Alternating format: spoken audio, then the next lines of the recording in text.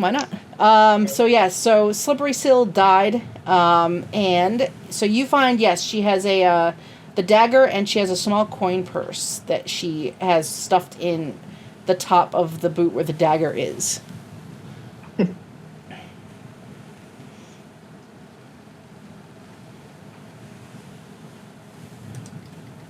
Sorry about I was muted. Yes, I would like to... I'll take both. All right, so you acquire quickly, taking out the coin purse. It looks like there's maybe about 5 gold and maybe 3 silver in her purse. I'm rich. You are rich. I'm rich. I look at Kat and just sigh. I was sitting there that whole time and didn't find anything.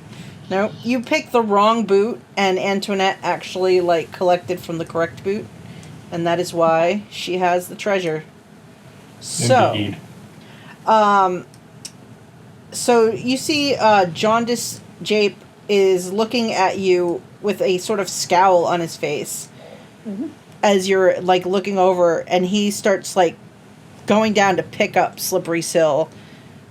And sort of just kind of muscling in between the two of you as you're kind of looking through her belongings as she's lying on the deck. Do you guys do anything to stop him as he picks her up? No. What are you going to do with the body? He looks over at the side at the rail and looks back at you. You're just going to toss her in? He looks confused. You've got to wrap her up or something. That's the only proper way to dispose of a body in the sea. And you've got to weight it down, otherwise it will float. And people will know we were here. He looks confused again and then puts her back down, he started to pick her up, puts her back down, and kind of stomps off and goes on below deck and disappears for a few minutes. You would think these people have never set foot on a ship before.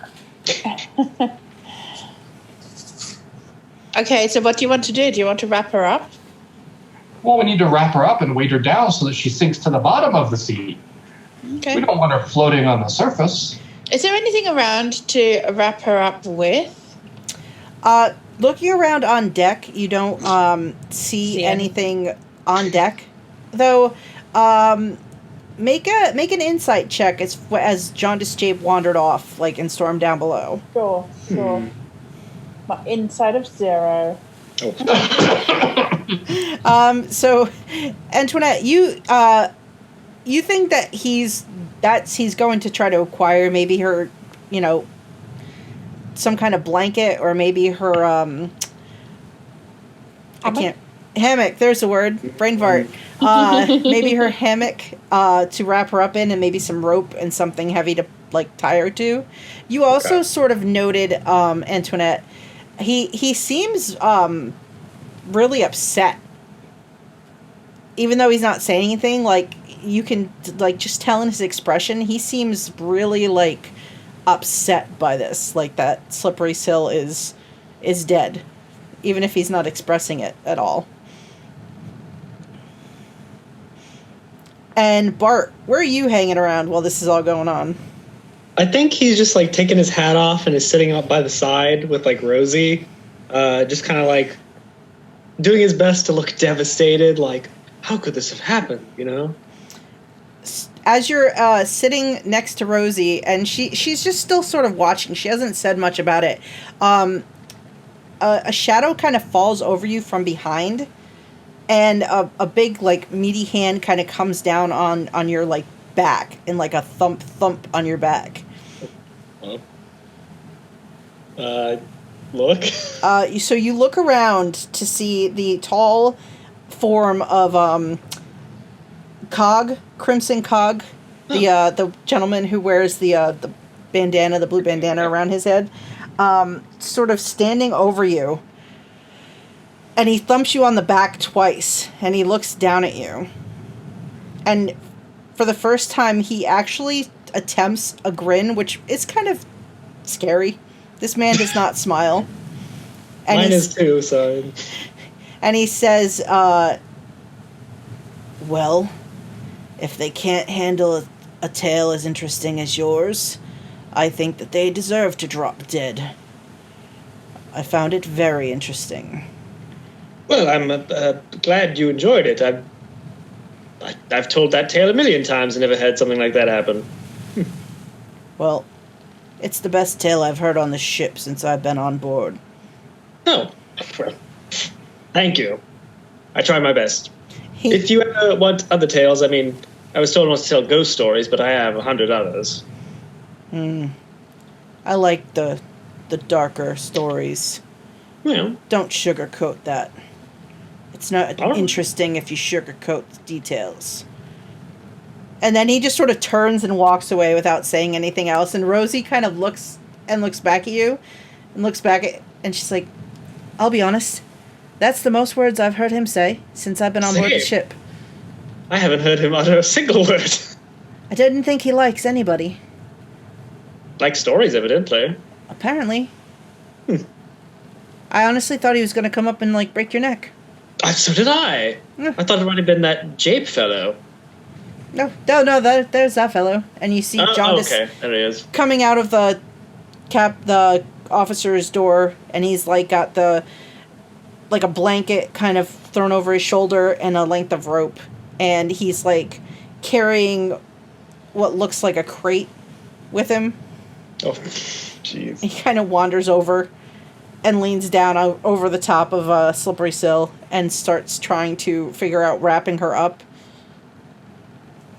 I think Bart will, like, stand up and, like, clear his throat and say, well, that's enough excitement for me this evening.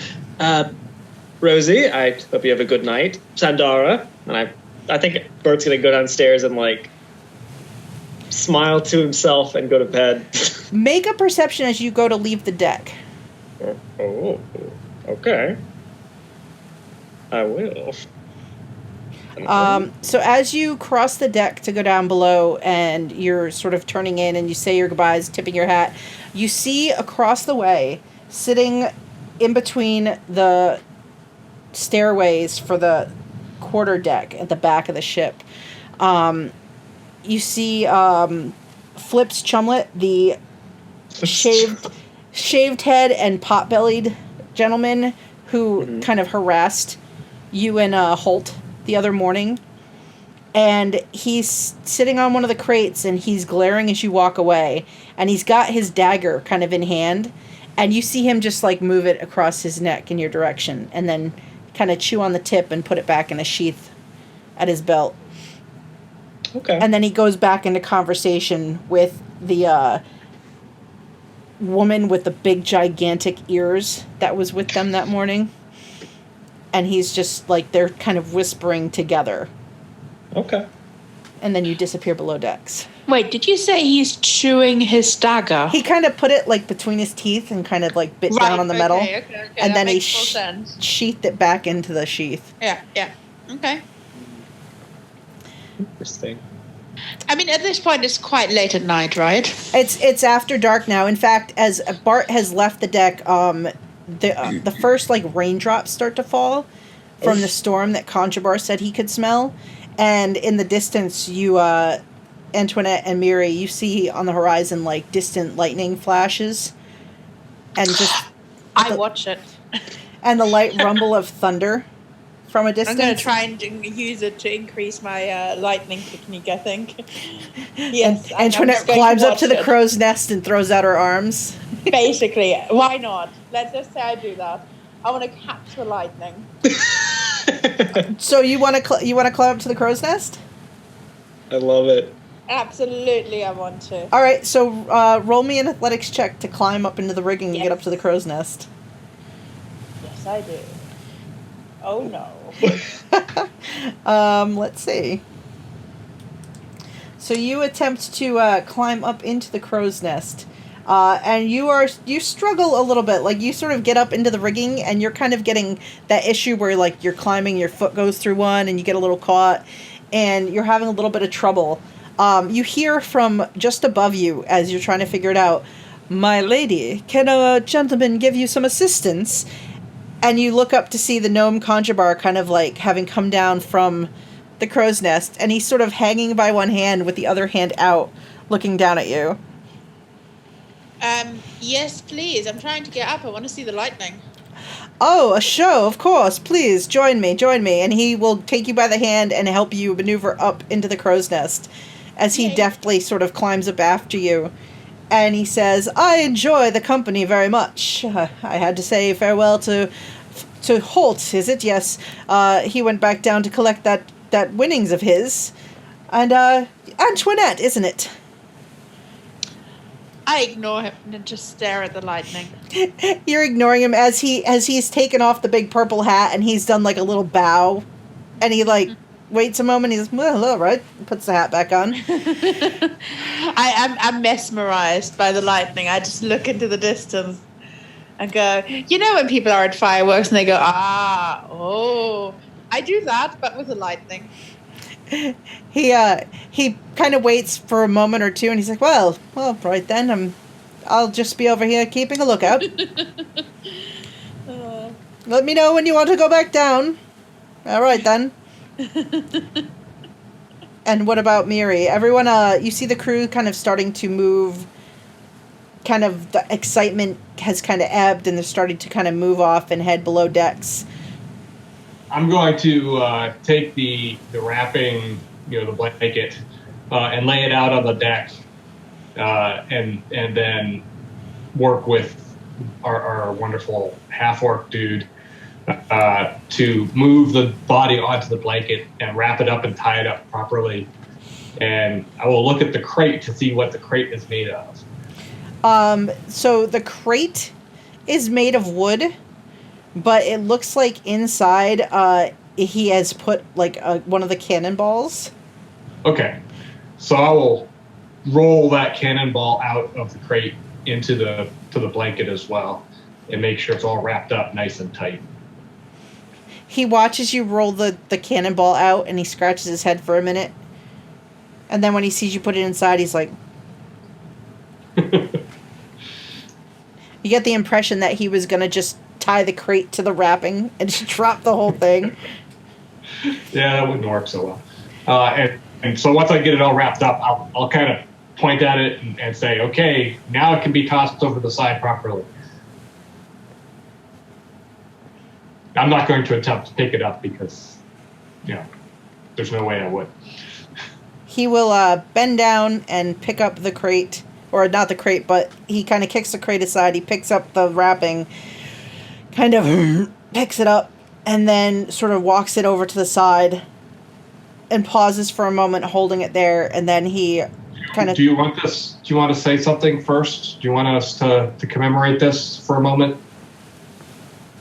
When you ask that, he just looks back, and then he kind of tosses her over the edge and turns and walks back to the other two who are sitting on the crates near the back of by the quarter deck.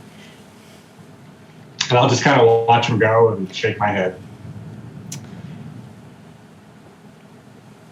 And after how long do you guys head off to bed? I'll head down shortly after that. Okay. Down below decks to see if there's any gambling going on. The next deck down. You go down. It doesn't seem like it. It seems like the events of this evening have kind of taken any of the ruckus behavior out of the rest. They're sort of mostly all heading to bed, except for those that are on the evening shift in the rigging and kind of it's a very somber kind of quiet night. Also, you get the feeling that people are sort of waiting to see what the reaction is from the captain the next day. Like, no one's sure exactly how. You hear whispered conversations, like, what's going to happen now? We're down another crew member, and the like. I'll shrug and set up my hammock and prepare for a good night's sleep. All right, and Holt comes down as well, rethinking like if this is a good time to collect his winnings. Maybe tomorrow is a better time. Perhaps. Perhaps. At least he has common sense. Sorry, Karen. What about Antoinette as the Well, the how others? long is the storm lasting for? It doesn't look like it's ending. It looks like it's the ship is kind of sailing closer and into this Okay. kind of stormy weather. Antoinette is not going to sleep. All right. I will Alright. take that point of exhaustion. I will not sleep because she is going to look at that storm all night. Okay. And being of the sea and a sailor and knowing what kind of storm this is, I'll make sure I secure myself properly in my hammock. Oh yeah. So that when the waves start crashing in and the boat starts swaying and going back and forth, I'm not going to fall out and get woken up. All right.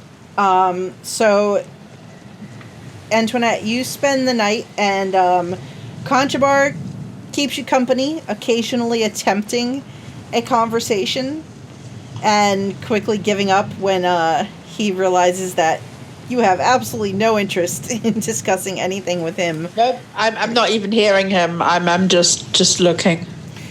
And you do see the storm as the night goes on. It is picking up more and more as the ship is kind of sailing further and further into this stormy weather.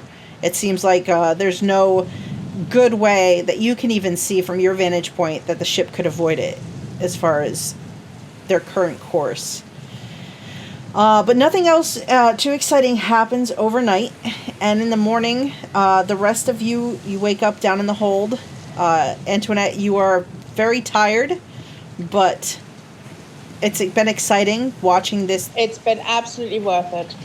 And the ship's bell sounds first thing in the morning, as usual, letting everyone know that it is in fact time to head up onto deck to go about your daily business. Bart will rush to try and be one of the first people up. So Bart disappears up onto deck very quickly. Mary takes his time packing away all of his stuff, making sure all of the things that he gathered yesterday from the quartermaster are secure, and I kind of wander up near the tail end of the crew. So for me, has the storm ended yet, or is it still going? Oh, it's definitely still like a heavy rainy day. The lightning and stuff isn't as pronounced as it was overnight, but you're still in the middle of this rainstorm. So when the rest of you get onto deck, you walk out, the door opens, and like it's just a downpour as you're just having rain just drenched down onto the deck. All right. Yeah, I will then hear the bell as well. Otherwise, I was going to ignore it, and I will try and make my way back down. All right, why don't you roll me an athletics check? Conchabar will offer his assistance. So do I have a point of exhaustion now? Yes, because you did spend the whole night up. So awake. it's disadvantage. But him helping you will give you just a straight roll. Oh, that's fair then. Yeah. Oh, All right. there we are. So with Conchabar's assistance, even in your exhausted state, you do manage to climb down from the rigging. And Bart and Miri, you notice Antoinette completely soaked to the bone, just drenched, and she comes climbing down out of the rigging this morning. I talked to everyone about how amazing the storm was. Did you see that lightning? It's amazing. So much lightning. Oh, no, I didn't. You'll see those at least once a week out at sea. Somewhere in the distance, like when she says that, there's like thunder on the horizon. I whip my head around and just look into the distance, see if I can see it. You don't see any of the lightning on the horizon at the moment, but the rain is very thick coming down around. And on the quarter deck, standing at the rail, the captain is looking down at the crew. And he looks over, the rain's kind of dripping off of him. Mr. Plug is standing nearby. His bald head is kind of glistening with the water. The dwarf is back at the wheel, and his beard is completely drenched already and kind of suction cupped to the front of his shirt. And Captain Harrigan looks out and says, "Apparently we had some trouble last night, and we're down a member of the crew this morning. Slippery Sill has gone to meet her maker. Luckily for I all look of shocked again. I do the shock Pikachu. you. Yeah, you hear other people like, and he says, luckily for most of you, the doctor tells me that there was no foul play involved in this death. So there'll be no keel hauling. But now that we're down 2 functional members of the crew for the day, we're going to have extra effort by the rest of you. And I need all of you to keep an eye on each other. We can't afford to lose any more members of this crew. So I will lean over to whoever happens to be standing next to me and whisper, shouldn't the captain just do some work then? Ooh. You lean over, and the woman standing next to you, who you realize, even in the rain, smells very heavily of rum. She kind of looks down at you, and she says, you think he'd do any work? He's not going to do any work. He's going to make sure that we do all the extra work. He's the captain. Haven't you seen his type before? Big, No. burly muscle man. Quite frankly, the captains that I've always known have worked with the crew. But what can I say? Oh, I don't know about this one. He's, nothing like any ones I've worked with before either, nor the rest of his officers.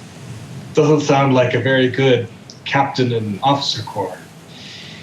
You're the new one there, one of the troublemakers that they brought on a couple days ago, right? Troublemaker? Oh, that's the Not a rumor. troublemaker. Well, that's the rumor I'm hearing. One of your mates ended up in the sweatbox overnight. Didn't you hear? No, I didn't. Who ended up in the sweatbox? What, that one, the singing one there. Apparently, somebody was missing some kind of weapon from the armory. And, Master Scourge was real sure it was that other fellow, and she points over at Holt.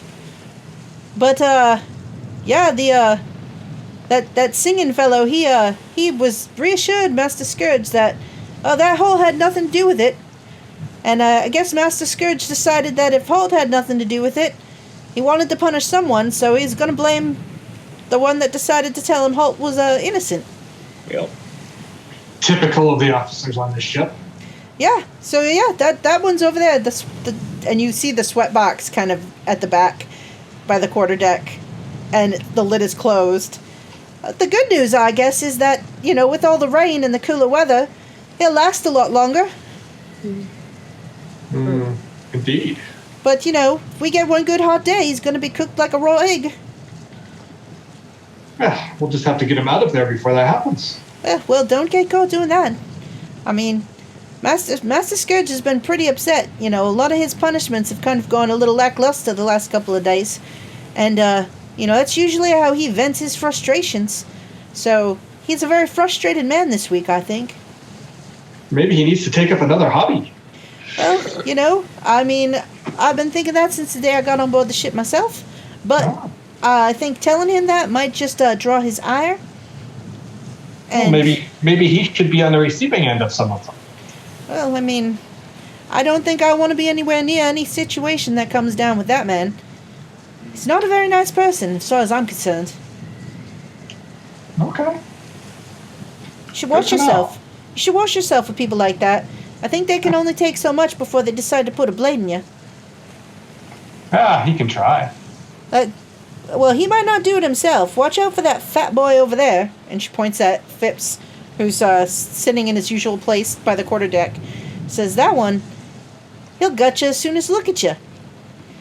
And I think he's really spun up over Slippery Sill going down to Davy Jones's locker. Yeah, maybe he should follow Slippery Sill. Well, I don't want any extra work, so I'm hoping that, we don't lose any more hands before we gain a few more. But, It must have been Slippery Sill's time. Her heart gave out the way it did. But I guess when you've got so many skeletons in your closet, you shouldn't really listen to ghost stories. Isn't that the truth? Yeah, well... And I say that loud enough so Bart can hear it. Bart just kind of smiles to himself. Well, just, watch yourselves.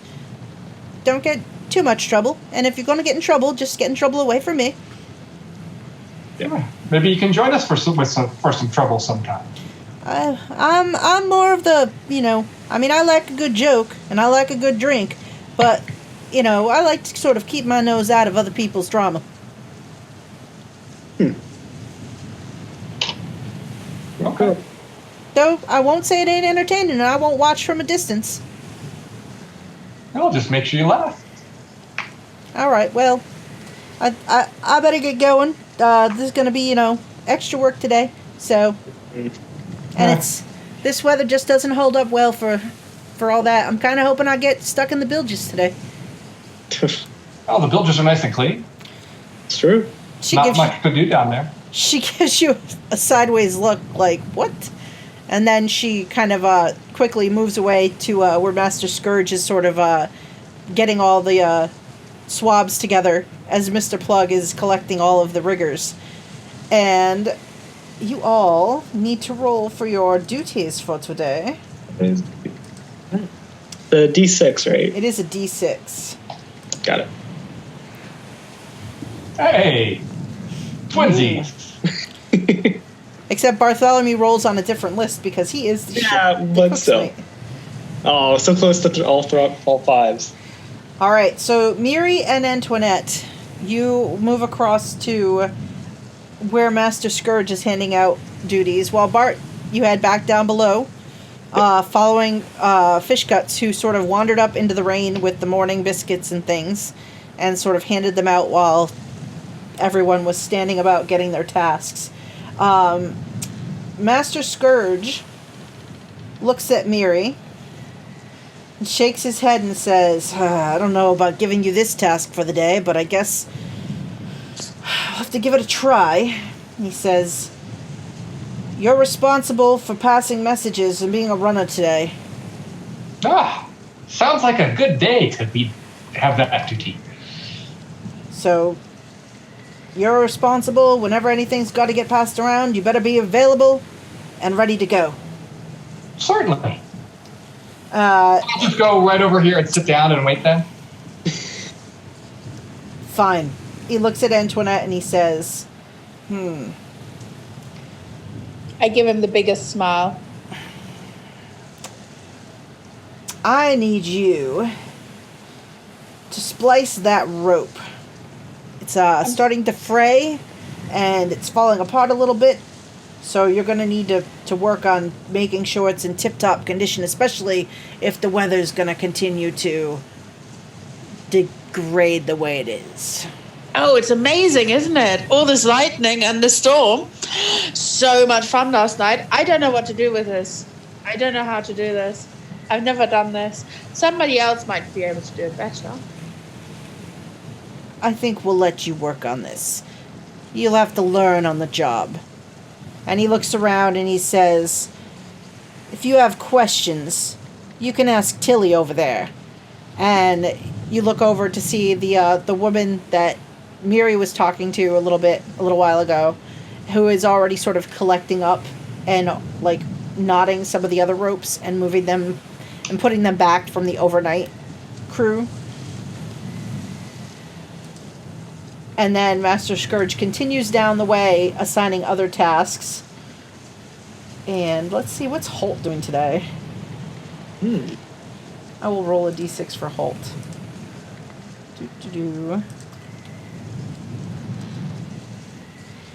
Ooh. A 1. Yes, a 1. Got him indulges again. So you all see Holt collect various like a bag with various tools and things in it and kind of throw it over his shoulder, and you see him sort of throw himself back up into the rigging and kind of go up about 30 or 40, feet or so up, and he's like looks like he's working on some of the rigging up there, like checking that things are knotted tightly and that nothing's coming apart. And he's just getting blown in the wind and just doused by the rain as he's just sort of up there starting to work. And Bart, you cook's mate. So you head down with Ambrose Fish Guts into the galley, and he sort of wanders in and immediately goes into one of the cupboards and pulls out a bottle of rum from the back of the cupboard. And then he pulls out 2 glasses and sort of sidles up to the table that's kind of usually used to cut and prep food, and kind of slides some of the morning prep aside. And he puts both cups out, and he just pours the rum into the cups and slides one your way and smiles at you and says, I hate weather like this. It always makes my belly ache. The rum usually helps. What about you? Oh, well, I like storms just fine. I mean, it doesn't bother me much. As you say that, and the glasses slide a little on the table as the boat's moving into the weather. Like, grab it and make sure it doesn't fall off the table or anything. Fish Guts corks the bottle and puts it in his apron so it doesn't fall over and break. Smart. And he says, tell me a little more about yourself. I mean, I was a chef. What do you do besides this? Well, I remember serving on quite a few ships in my time, but honestly, the memories are kind of foggy, I don't know if I've had too much rum in my life or been hit in the head too many times, but, Yeah. Well, it's not as entertaining as I thought it would be. Well, I mean, my own story is not one I can tell as well as others, honestly. I don't know all the ins and outs, to be honest. Any, family left behind? Any, Well, from what I recall, my family kicked me out. They thought I was weird. You weird? No, I don't know. You don't look weird. He's a fucking shark dude. Well, it wasn't my looks, it was the way I acted. They said I must have eaten something funny. I really don't know. I'm meaning to ask, do what do you like to eat? I mean, I've seen you eat the soup and the biscuits, and the biscuits are good, yeah. Do you have any other, cuisines you like? Well, fish is good. Okay. I like the pig quite a lot. It reminds me of... They have a nice flesh texture to them. I like meat. Meat's good. I don't really like vegetables very much. That's what I can tell. Gosh. Big. I like filling meals, Ever had anything bigger than, pig or goat?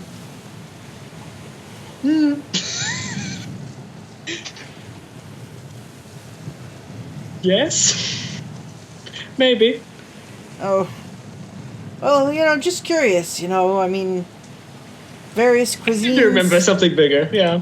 Various cuisines are kind of my, used to be my specialty when I used to, cook in restaurants and things, and taverns. But, I mean, now it's, I don't get to be as creative for the most part. Well, the captain does seem to like the same thing, very particular about his tastes. I don't blame him. I mean, if I could eat whatever every day, I probably would too. What would you eat every day? Oh, gosh, I don't know. Some nice steak with a glaze on it. Something very nice. My people have a saying, back where I came from before my family was like, oh, you're weird, get out. That whatever you eat makes you stronger. You absorb the strength of whatever you eat. I've never really had much of a boost from it, from what I can tell, but... Interesting thought, though. I thought so. Ever thought about it, the experimenting, like trying every day something a little bit different, see if it changed something? Well, yes. I think they're supposed to be intelligent. I don't think a pig does it. I think that's the thinking behind it. So you just see the gears kind of turning. He's thinking. Make a perception check for me while you guys are having this conversation. Okay. Oh no! Won't let me click on it. Uh-oh. Broke the internet. Yeah, it looks that way. I'm just gonna pull out D20 and roll. Do it. Oh, wait. Oh, there we go. Alright, so you two just continue to have your conversation. The sounds of the water kind of against the outer hull and stuff like that makes it, you're talking loudly. But aside from the general stew that's already on, Fishgut seems completely disinterested in doing any other work. And just continues to pour rum and chit-chat with you during the course of this day. So meanwhile, Miri and Antoinette, you have been given your tasks during the day. So, are you both going to work so you can work diligently? You can take some time to maybe talk with other crew members around you. You can sneak off the job and maybe go do something else. You could try to go and shop at the quartermaster store, or just completely shirk your duties for the whole day. Well, I think based on what my duties are, I will have to work diligently and talk to the crew and relay these messages, of course. But in the meantime, I'm going to be watching for an opportunity for when Master Scourge is going up the stairs to, I don't know, turn the rain that's on the stairs into a nice icy mess. Okay. As he takes his first step on the stair. All right. So he will at some point during the course of this day's work do that. So you can attempt to turn the icy stairs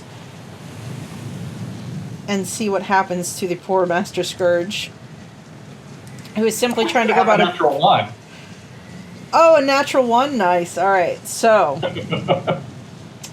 All right. So Master Scourge takes a nasty spill at some point during the course of the day, as he is moving about, and he heads up the forecastle stairs to inspect some work at the front of the ship, and so Antoinette, you are sort of trying to bind these ropes and fix these ropes, and you see kind of the coat of Master Scourge sort of flutter out past you as he goes for the stairs, and you see you hear over the wind the quick yelp as he tumbles back down the 4 or 5 stairs and lands on his rear end on the deck, sort of in a heap next to you. I laugh on the inside. He go on.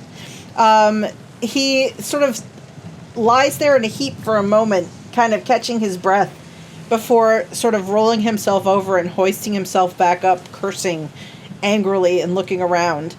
And he kind of glares down in your direction. What are you leaving ropes on the stairs? No, not me. I'm a rope right here, right in front of me. No, not rope on the stairs. Ah! It looks like ice. Maybe it's part of this weird storm we've been having. He goes back and like rubs his boot on the stair to sort of inspect, and he looks down and kind of touches it with his hand. And he kind of looks back at you.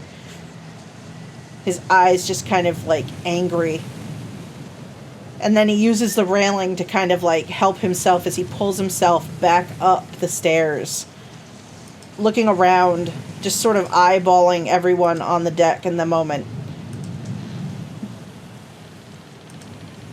I'm busily taking messages from one part of the ship to the other. Indeed, and while you do that, do me a favor and roll. Let's see. So since you are the runner, I need you to make a acrobatics roll for me as you're maneuvering yourself around the deck and running around delivering messages. Excellent. And I need you to make a Constitution saving throw. Saving throw. Okay. All right, so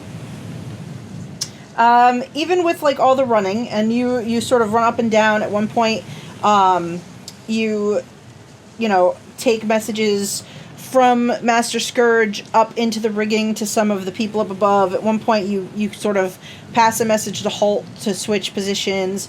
You run around and sort of bring messages down to the group. Thanks, PaladinHulk. To the group that's in the bilges. There are like 3 of them down there, and they're working the pumps with this weather. It's kind of they're trying to make sure that it doesn't flood in there. And at one point, you sort of run a message down to the store, and you go to open the door to give Cutthroat a message, and you find that the door is locked. Make a perception check for me. Okay. And Bart, you see Miri sort of run in and try the door, the quartermaster's store, and then stop and kind of listen. And Miri, you hear muffled, like, crying from inside. I knock on the door. There is no answer, and the muffled sound of the crying sort of continues. Okay, I'm going to try and pick the lock. Okay. So, do you have thieves' tools? And I do not have these tools. And are you all right? So, how are you going to try to pick the lock? I'm going to look around to see if there's anything that looks like I could fit into the keyhole to try and jam that lock open. Or, well, first of all, I'm going to check to see if the door is even locked. It is. Yep. Yeah. You turn the knob, and it was in fact locked. So I'm going to look around to see if there's maybe a key stuck under a mat or behind a barrel or someplace else. So at this point, Fishgut stops talking and looks at you, Bart, and looks over and leans over to look in the direction of where Miri is. You having trouble with the door there? It's locked, and I need to pass a message. Oh. And there seems to be something wrong in there. Oh. I look over to Fish Guts.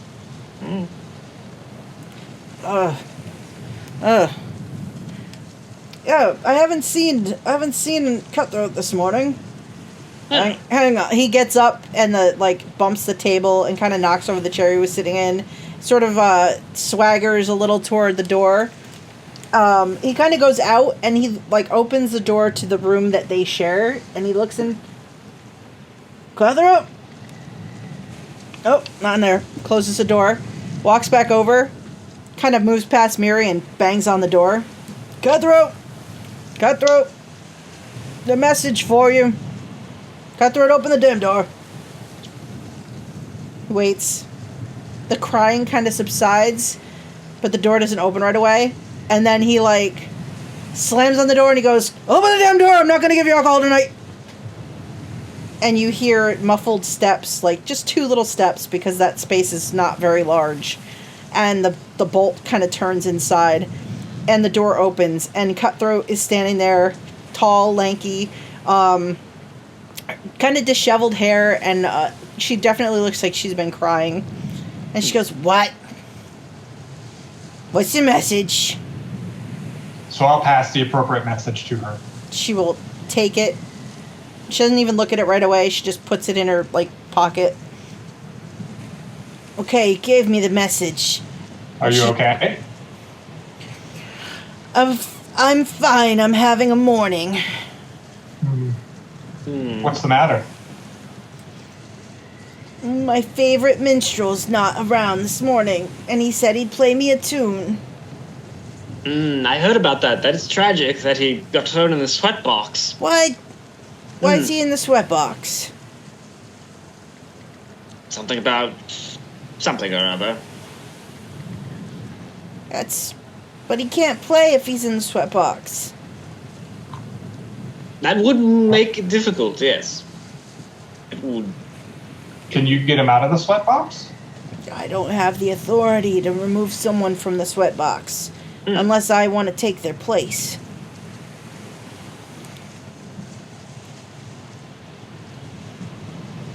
Is that something you'd want to do?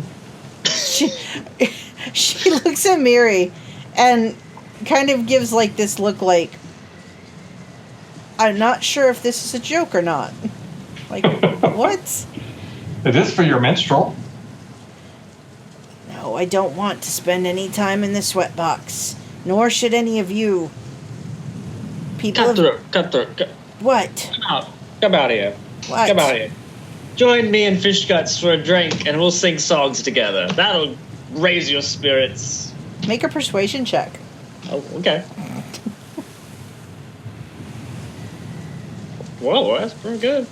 She, for a second, looks back at the tiny, darkened room, and then, well, if there's a drink, I'll have a drink or two, maybe.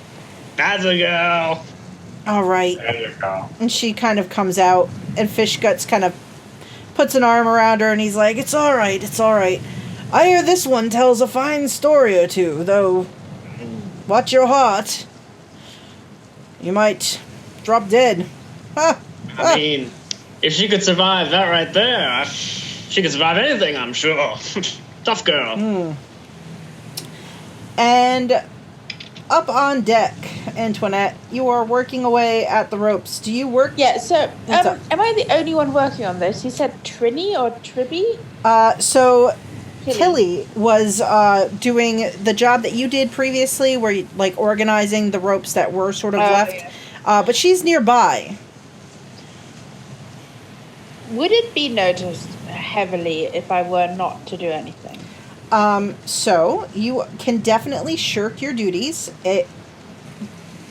I'm going to have you roll for the day, and it will just affect the roll.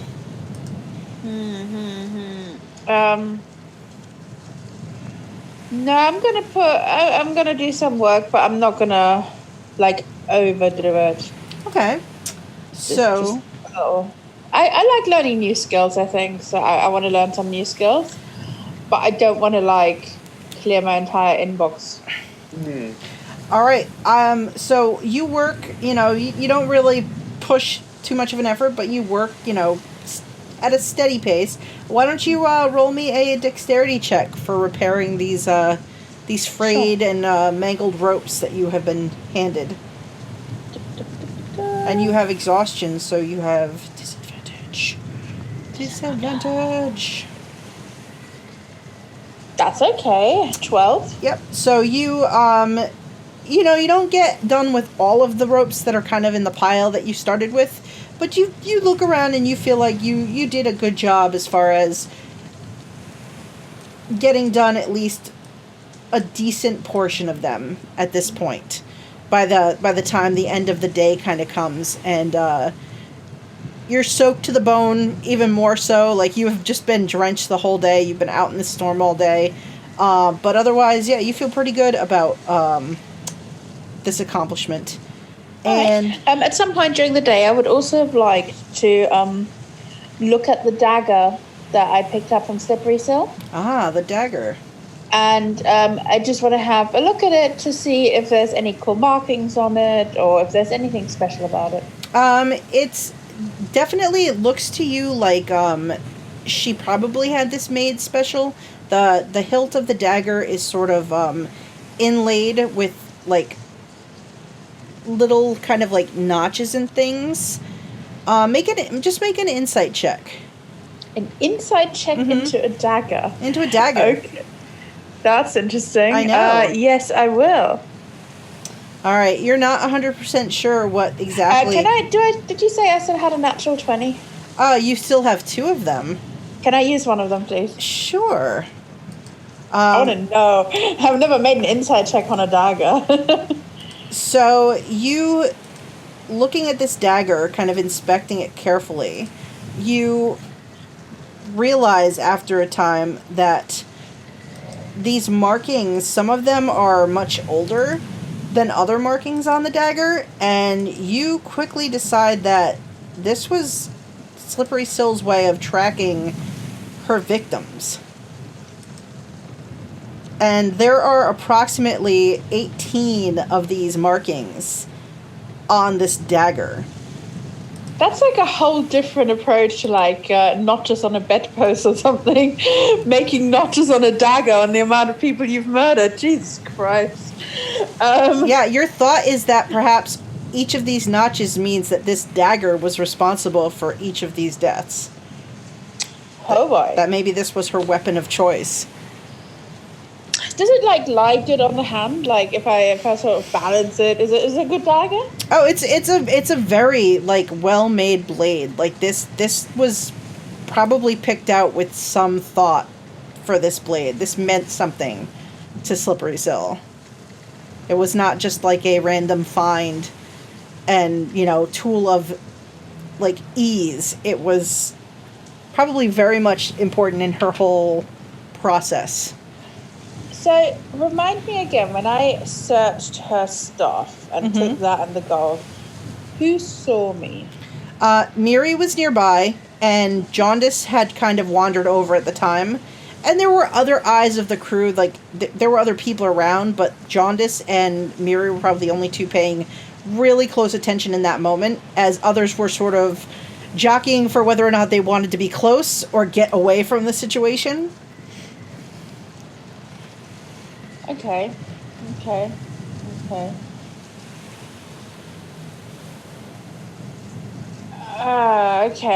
So, sure. Hang on. Let me just read my spell. Hang on. I just want to see what minor illusion can do. Hang on 1 second. Minor illusion.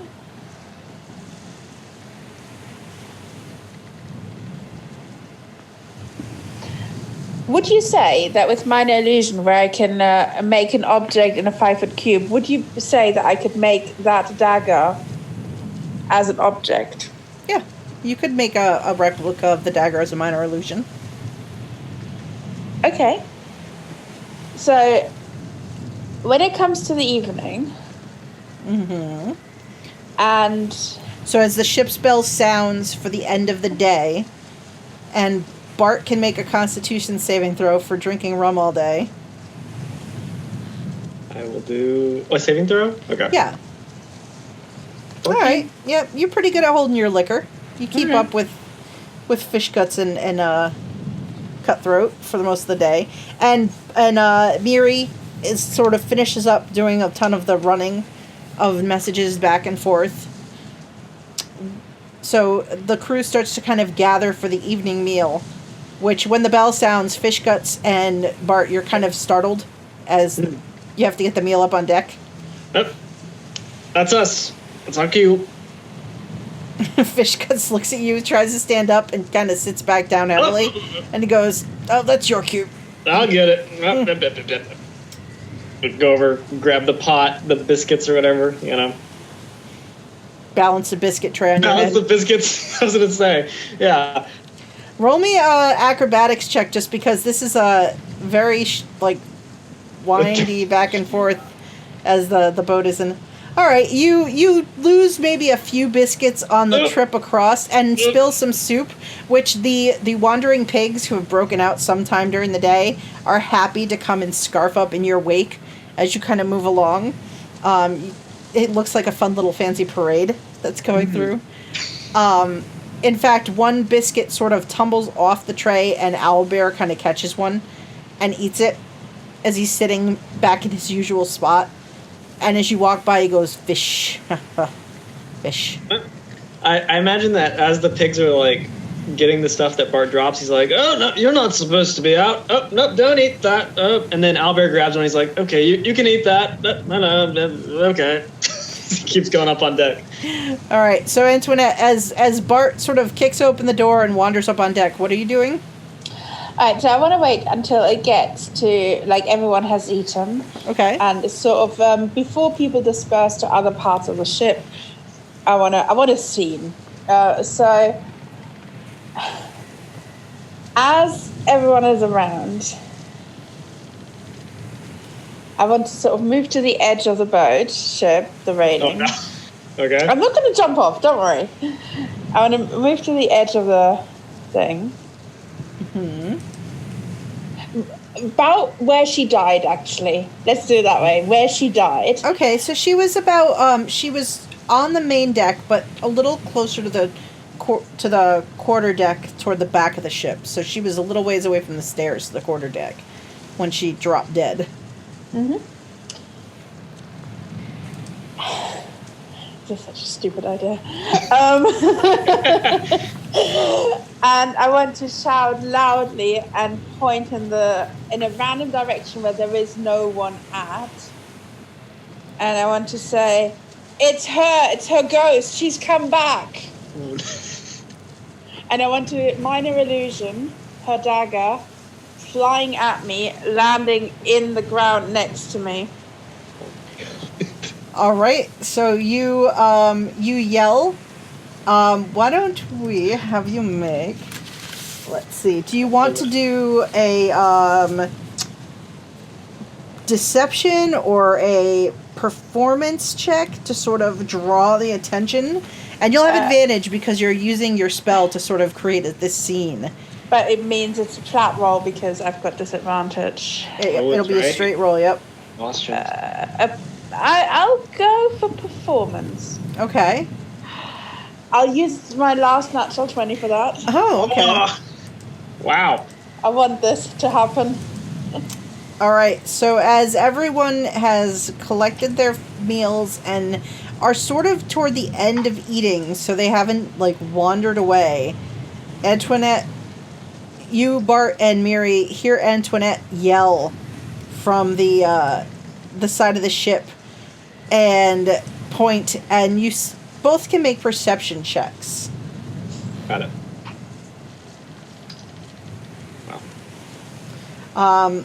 And you both see these dagger flying from out in the air beyond the ship and flying inward at Antoinette, and it sort of like flies in and thuds down into the deck. As it does, there's like a thunderclap that goes off. Oh gosh. And you see those that are nearby that have kind of a vantage point to see it, sort of get up and kind of jump up and sort of like, there's a couple of yells of surprise and people start to kind of run like away from that. And Antoinette, what are you doing as like there's the sudden surprise and like yelling all around you? I shout out, it's Slippery Sill! And then I pick up the dagger. This dagger is cursed! And I throw it overboard. This is the minor illusion dagger. I still have the real thing. Okay. So as that was going on, as the dagger supposedly hit the deck, I'm going to use shape water and turn the water on the deck red. Oh my god! Oh my god! All right. That is delightful. So underfoot, much to both Antoinette and Bart's sudden shock, the deck in the fading sunlight turns blood red under your feet as Antoinette. It's literally as Antoinette as you bend down to pick up the fake dagger that you know is fake, but no one else does, and you see under your feet. I'm shocked. I'm genuinely shocked at this because this was my illusion, and suddenly the water is red. So I'd like do a little jump and then sort of throw it in the water. At the words, when you yelled that the dagger is cursed, Cutthroat had sort of just kind of wandered up onto deck, having missed the main portion of the meal. You hear her yell over the thunderclap in terror at the word curse, and she runs with her hands in the air back through the door and down into the hold, like she just disappears. Interesting. That's not what I expected. What's the rest of the crew doing? So there are a few, like, you see Cog, who is wearing his blue bandana, just sort of watching everything with interest, and Rosie isn't far away from him, and they seem less, like, put off and more just, like, interested. Like, this is kind of their thing. Like, they're enjoying this. You can see Sandara is, like, watching you intently, especially when you see the word cursed. She kind of takes her hat off and kind of brings it down to her chest, and almost looks like she says a prayer as she's standing off to the side. And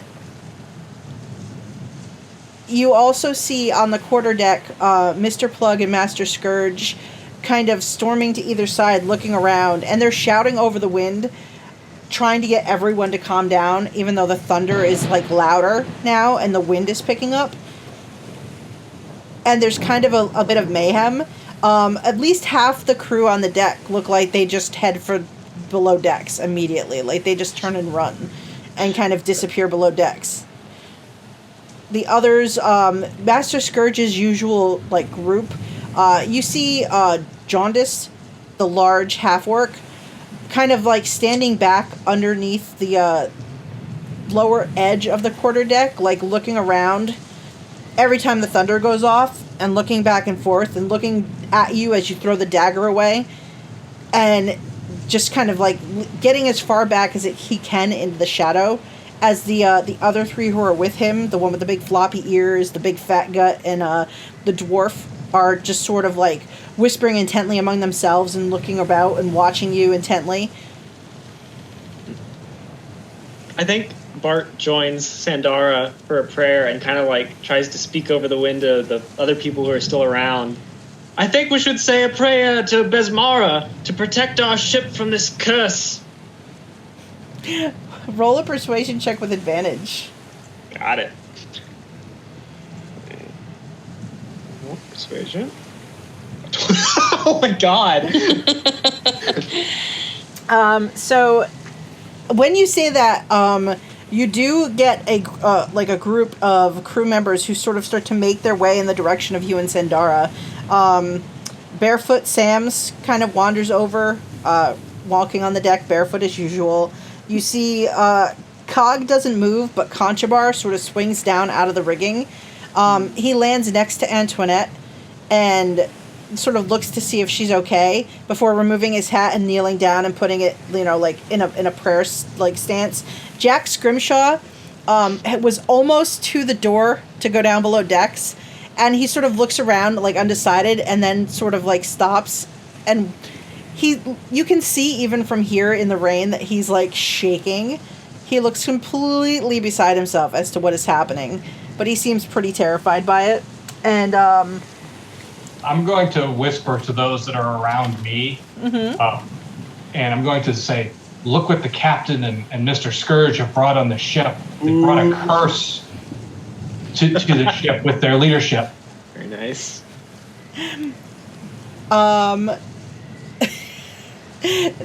Some eyes turn towards you, like, questioning, like, unsure whether or not that could be true. You see a couple that you kind of feel like, the very much believe in, like, the curse of the sea.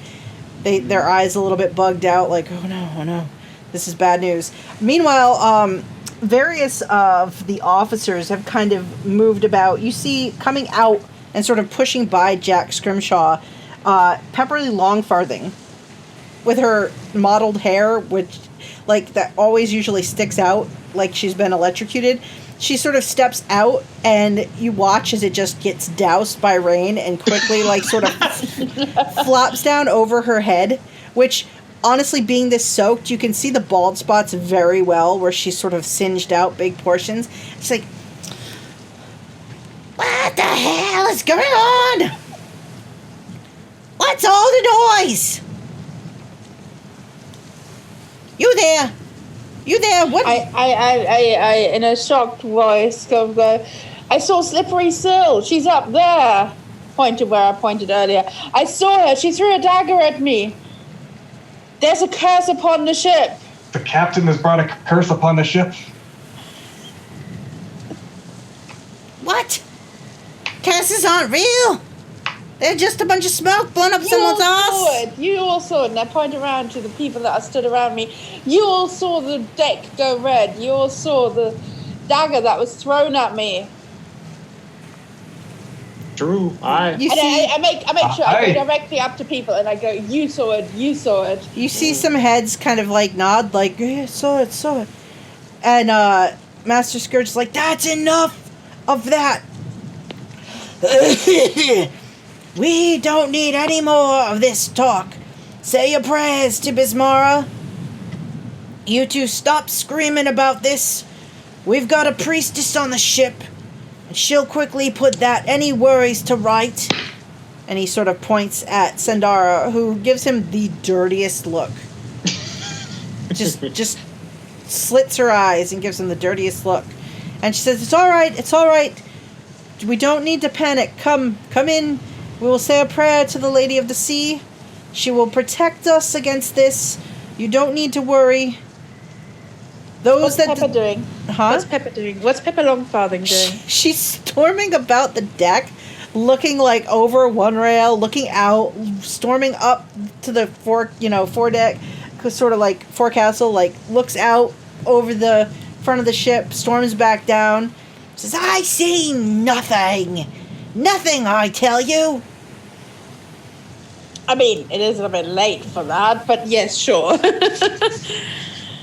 I don't think anything is it. You've probably brought this on yourself. She walks right up to you, Antoinette. Oh. She gets in your personal space. Is she taller or shorter than me?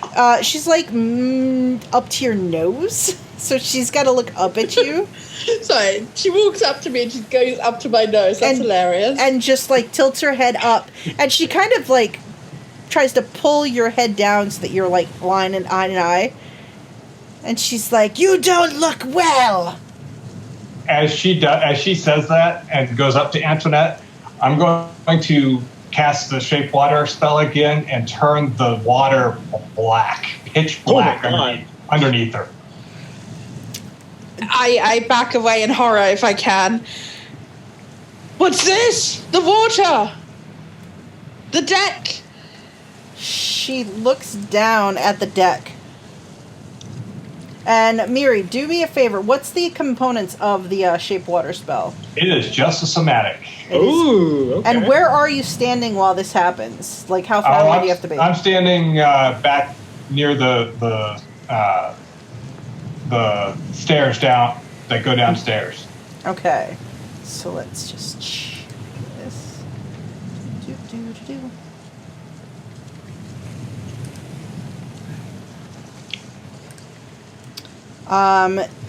She looks down on the deck and she says, oh, did I soil myself again? No, that is a sign of evil. I recoil in horror even further. Our priestess is evil. I'm not a priestess. What is this? Said you were. The evil follows you around. Look at it. And I look at the crew and I try and get support, rouse the crew, and I go, it's her. The Code of Besmara says that one fool can sink a whole ship. She doesn't believe in the curse, and she's brought it upon us. As you say that, Bart, there is the loud slamming of a door. Oh, shit. And from the captain's cabin, Captain Harrington sort of just steps out into the rain and just looks about and bellows, "Enough of this! Silence! If you're not needed on deck for anything this evening, all evening activities are cancelled. Mr. Plug and Master Scourge, get them below. Enough of this talk.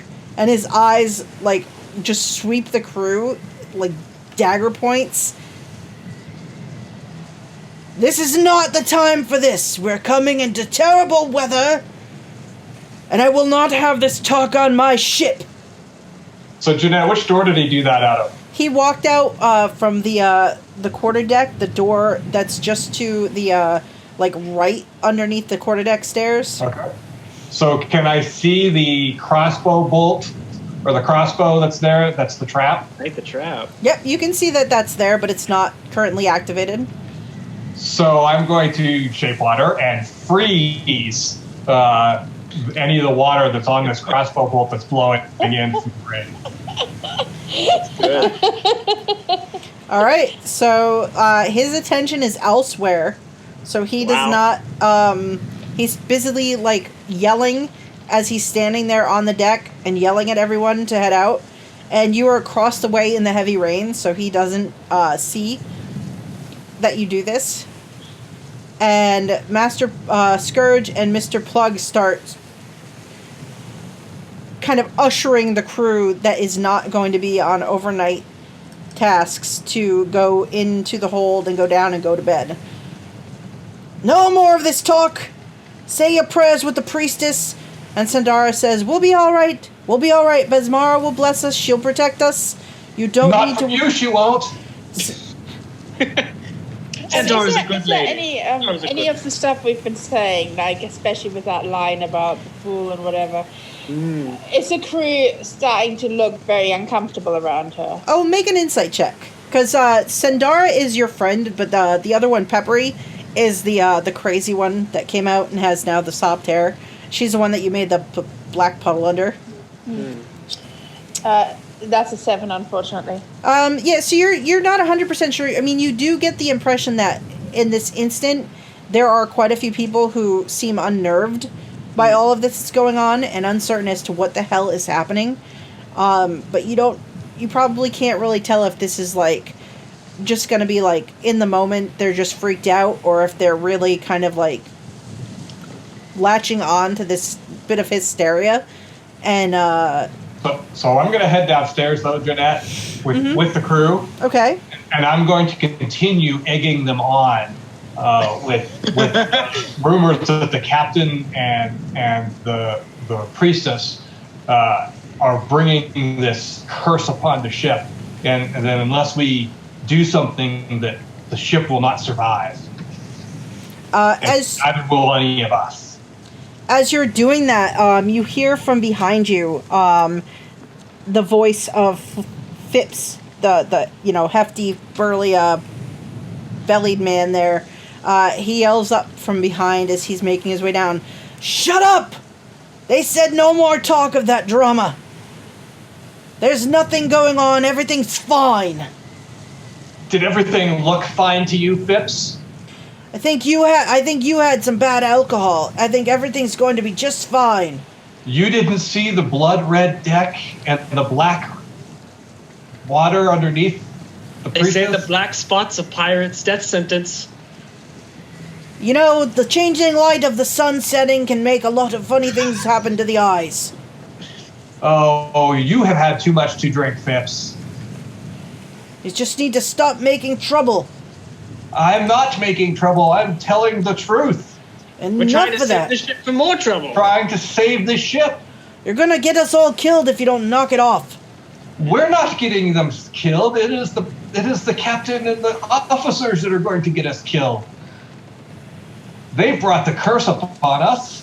It's true. The Code of Besmara says neither soft hearts or tyrants can keep a ship or crew long. You lot are nothing but trouble, and you've had been since the day you woke up on this ship. Knock it off. Stop talking about curses and about dangers and talking against the captain and the crew. You're supposed to toe the line. You're new here. You don't know how these things work. But I know a curse when I see it. Well, the only thing different that might have brought a curse is you lot. Maybe we toss you all over into the drink and we'll be fine. Oh, but I'm not the one cursed. Well, maybe I'll make a sacrifice of you, and then we'll get the curse to go away. The curse is on the captain and the officers. The sacrifice is going to have to come from them, Phipps. I'm sorry. You need to knock it off. You'll have hell to pay if you don't stop this drama. I don't want to hear any more. If I have to get Master Scourge to come down here, you're going to be sorry. We'll have to make some room in the sweatbox for you with your friend. I will move away from Phipps, but I will continue to whisper softly and quietly on the other side of the room with all the people around so that he can't hear me. I would say Bart probably joins in and like, oh, grumble, grumble, grumble, you know? So everyone down below, are they all in like a big open room? Yeah, you guys are, you go down 2 levels, and it's the big open lower deck where everyone kind of hangs their hammocks between the mast post in the lower deck. I want to take a corner that's very, very visible from everywhere. Mm-hmm. So, like, I want to make it seem like I'm trying to find a quiet spot, but I want to be observed by everyone. Mm-hmm. And I'm just sort of going to, like, rock back and forth and do, like, the whole, what did I do to Slippery Sill? I didn't even know her. Why would she want to attack me? Who's next? What is going on? Why is there a curse about this place? It is terrible. There's water going black. What's happening next? And I just like do this random stream of consciousness. Jack Scrimshaw had sort of had his hammock was generally in that area, like nearby, pretty much since you've been on the ship. You see him like roll out of his hammock and like disconnect it from where he put it up, and he kind of wanders deeper in, like away from what you're like, with this just horrified look on his face, like this young, like maybe 16, 17-year-old kid just looking back over his shoulder, like even in like just the lantern light down here, like very pale, and he just sort of wanders and disappears amongst the crowd to find a different place to put his hammock. Just cool kid. Putting some space between himself and Antoinette, as he seems completely terrified by this whole ordeal. Are other people watching? Yes, other people are paying. Some people are grumbling because they're trying to just go to sleep. Others are like paying attention as you kind of put on this little bit of a performance. All right. You see Holt look over from his hammock and just like eyeball all 3 of you. Just tuck back down into his hammock. I'm gonna say goodnight to Sandara, and kind of like intimate that if something bad does happen and the ship actually is cursed, Desmara will protect her faithful, and then probably go off to bed. She nods and agrees, and you see her actually, as after you say that, she is moving amongst the various crew members who seem shaken up by this. And she actually is stopping to sort of whisper words of, like, encouragement, like, to kind of calm them, and saying a prayer with them if they want to. At one point, Cutthroat sort of emerges from, like, looks like she was hiding somewhere in a corner down here. And she sort of, as Sandara passes nearby the space, Cutthroat just sort of emerges from the shadows and grips onto Sandara. And she spends quite a few minutes just sort of in quiet back and forth with Cutthroat, who seems completely unsettled and just put off by this whole situation that happened on deck. Am I close enough at all to hear any of it? They're kind of up by the front stairs. You can try to make a perception check, but you're a decent distance away, and it's noisy in here still from the people and also from the noise of the ship out, the storm. Yeah, you don't really hear. I'm focusing too much on my stream of consciousness, which I'm keeping up. Mm-hmm. Eventually, Sandara escorts Cutthroat back upstairs. Looks like I probably would escort Cutthroat as well before going to bed. Okay. So, I'm friends with her and Fishguts, Mm-hmm. And little by little, things don't completely quiet, but they sort of, it does kind of calm down here. anyone who sort of stays up for a little bit notices that some members of the crew don't really seem to get an easy rest from this overnight. Like, they seem very shaken and uncertain as to what's coming. And also, as the night kind of goes on, the tossing of the sea gets more pronounced. Like, the storm outside is picking up. And it doesn't help those that are already unsettled to note this as this happens. And even down here in the hall, occasionally you hear the thunderclaps from outside kind of echo down the stairs from above on occasion. So I will stop after a little while and then go to my hammock. Is there a time that everyone is actually asleep and isn't really noticing things anymore? There comes a point where most people seem like they've gone off to sleep. There may be a few that are either not sleeping but are trying to sort of find fitful rest and are not kind of getting out of their hammocks. What do you want to do?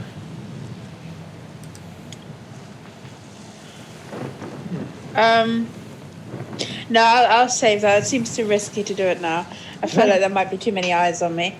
I go to my hammock and I want to make sure that nobody, like, I put the dagger inside my boot originally. Mm-hmm. And I want to make sure that, like, I'm not taking it out at all. I just want to make sure I push it down and put my other dagger on top of it so that it never looks like I have it still. All right, so you try to hide the dagger away so that it's out of sight and no one can see it. Yes. But I definitely don't want to take it out and like, oh, I must hide this dagger. I just want to keep it all very much on the down low that I've still got the original dagger. Go on. And after Bart, you escort Cutthroat back to the room. Fishguts takes her in, and you see him quickly help her to bed. She's muttering about the curses of the sea, and darkness is upon us all. And she knew she shouldn't have kept... She's, like, apologizing profusely to Sindara, like, about taking her things and keeping her things. And she almost, you get the sense that she feels like maybe she brought some of this on the crew because she took things from a priestess of Besmara. Okay. And then Sindara will walk back with you down below decks, shaking her head. And it's like, seafaring folk are quite the timid sort in some senses of the word. In some senses, sure. Indeed, they are.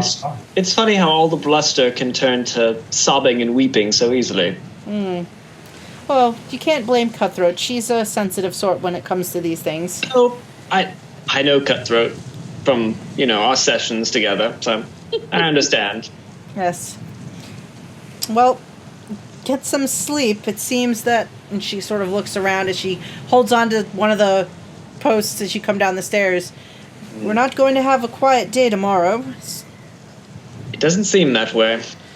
In more ways than one, I think. Before we part, I just sort of say, it was a dark and stormy night. Indeed it was. Indeed it was. Well, take care, get some sleep. And she moves through, like, heading for her hammock, but checking, like, on certain individuals as she goes. As she passes by Miri's hammock, she sort of looks over. Miri, are you sleeping? I'll be laying there just kind of watching. She looks down at you and she says, "How are you doing?" I'm doing fine. How are you, Sindara? I'm doing well. Just be wary. Wary for me? There's nothing for me to be wary of. The captain and the officers have brought this upon us. Oh, just more so, even if that's the case, watch what you say about certain people if you don't want to end up with a knife in your back from individuals here. Remember, not everyone here, and she looks around, is against cold-blooded murder. Indeed. but take care of yourself. And if you need anything, You too, Senor. I'm always here. My bunk is just down the way. She looks up as there's another clap of thunder from somewhere distant up above. I think we're moving into some very bad weather. Be careful tomorrow. Indeed I will. Indeed I will. Good night. And she wanders past.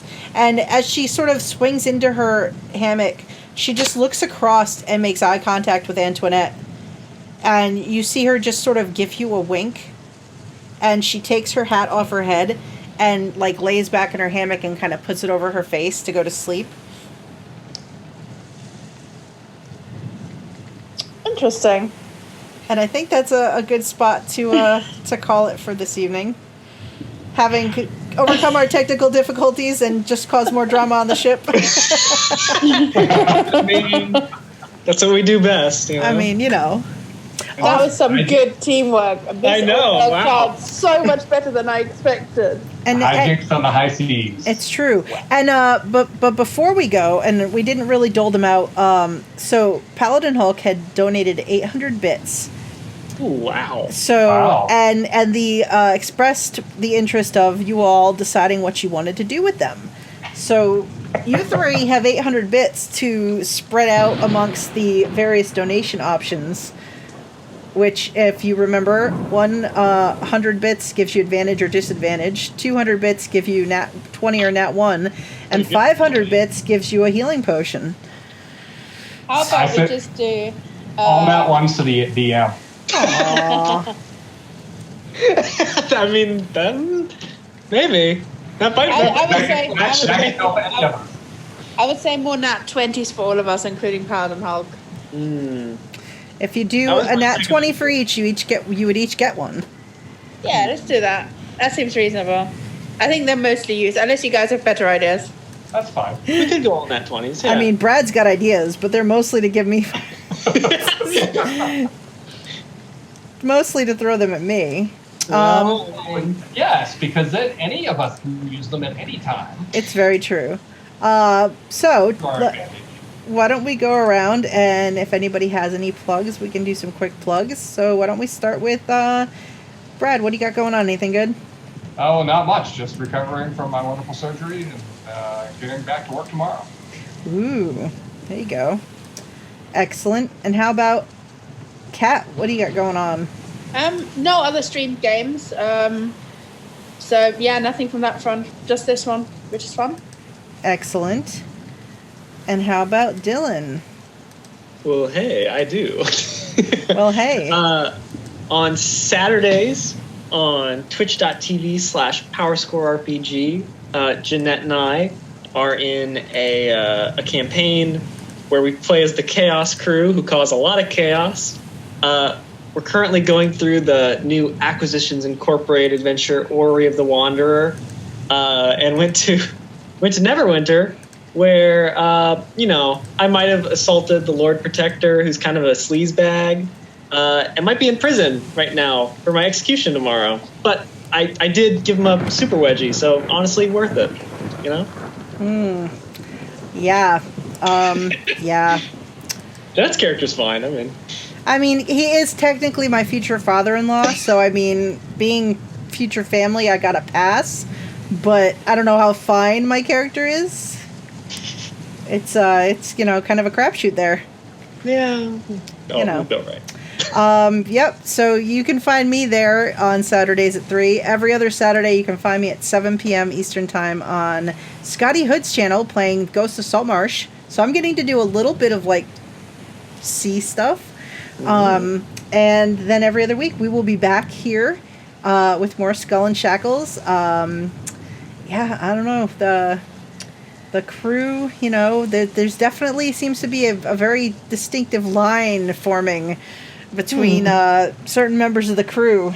And, so... And now there's a curse, and somebody's dead, and, I mean... Storm. There's now a somewhat broken trap device on a certain door, and it's just a lot of things are happening here. And poor Cutthroat is completely beside herself. This has been a rough day. She lost her minstrel friend who would sing to her, and there's a curse, and that is her worst nightmare roundup. If the booze goes away too, she's probably going to be done. Like, that will be the end of Cutthroat, because that's the last thing she has going for her. Antoinette writes on her list, booze. Antoinette puts her barrel in where the booze is and hits a switch. No more booze. But thank you all. This was fun. We missed PaladinHulk, but he will be back and next session. And we'll see if Holt ever gets his 100 gold pieces from Mr. Plug. Yeah. The timing just hasn't been right to ask for the money, so we'll see what happens. But thank you for those who watched, and I'll go back and fix the early part of the video. So, all right, everyone, take care of yourselves this week, and we'll see everybody soon. Goodbye. Bye. Bye.